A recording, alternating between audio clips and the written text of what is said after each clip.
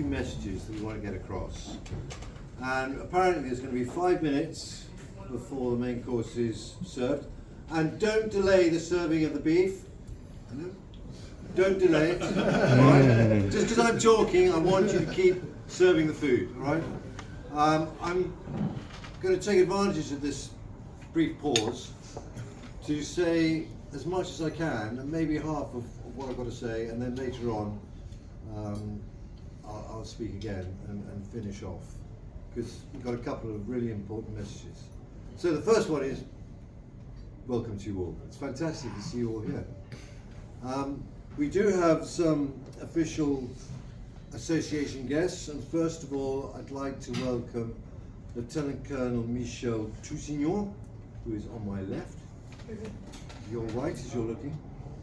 Michel is the Army Assistant Advisor in the Canadian High Commission here in London. He tells me he's come with one wife, 2 children, 3 chihuahuas, and now I think he's got 8. I've told him to get a television.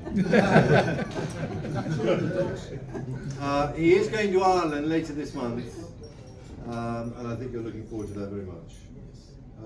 His wife Melanie should have been here, but sadly is not feeling that good today. And tomorrow, at our invitation, he'll be laying a Canadian wreath at the cenotaph. I also welcome Warrant Officer Class 1 Regimental Sergeant Major Neil Matthews, and no less than 22 members of the Irish Defence Force. Yeah.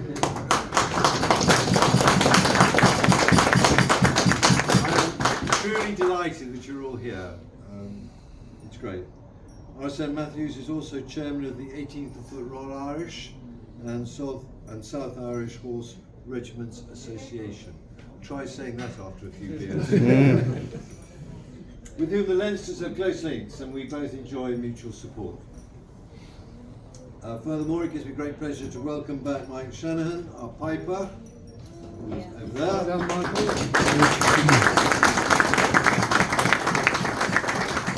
Mike is a resident of the Royal Hospital Chelsea. He looks too young to be there, doesn't he? I asked him when he went there, and I was actually astonished the number of years he's been there. But anyway, he'll be regaling us later. We very much look forward to that. I have one other guest today, and that's Raymond Collister.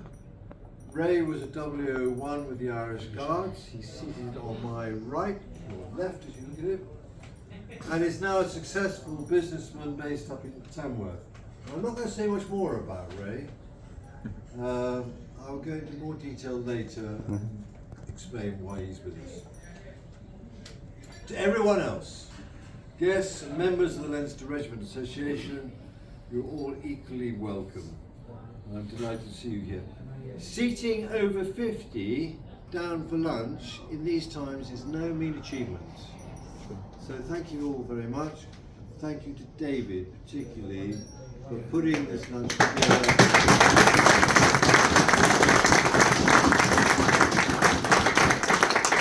I think he's used quite a lot of personal funds bribing you to be here, but it's okay. It's all right. Okay. We are 100 years on from 1922. It's a very significant year for the United Kingdom, for Ireland, and for our regiment. Bilaterally and nationally, following the ratification of the Anglo-Irish Treaty, the Irish Free State was formed, what we now call Ireland. Is there any event in a nation's history more important than its own sovereignty? No. And first and foremost, I acknowledge that. But back in 1922, then it was inevitable that the South Irish regiments, notwithstanding their loyalty to the Crown, had to be disbanded. They, including the Leinsters, had given great service throughout the world, not just in World War I. To such a point that when conscription was being debated during World War I in Ireland, it was scorned. It was scorned by the Leinsters. Why? Because their loyalty had never been and wasn't ever in question. Conscription wasn't necessary.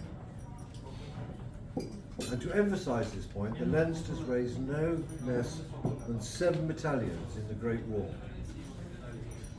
Let me just give you one battalion, the 2nd Battalion. It returned from World War I on the 24th of June 1919 after 5 years of absence.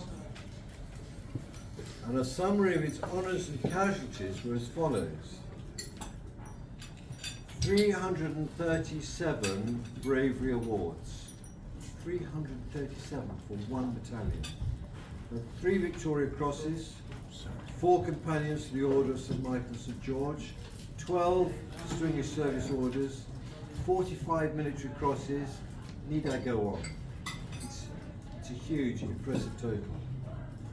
As for the casualties, they amount to 10,000, for one battalion alone, 10,409. 70 officers were killed, over 1,000 other ranks. 117 officers were wounded, almost 9,000 other ranks. And there I'm going to call it a halt. Because I can see the food arriving and I don't want you to let your food get cold. But by any measure, that is a huge toll for one battalion. And this level of service and sacrifice was uniquely recognised by King George V when the regiments were invited to entrust their colours to him and his successors at Windsor Castle on the 12th of June 1922. And I am truly going to leave it there for now, but I will come back to it later. Thank you very much for your time.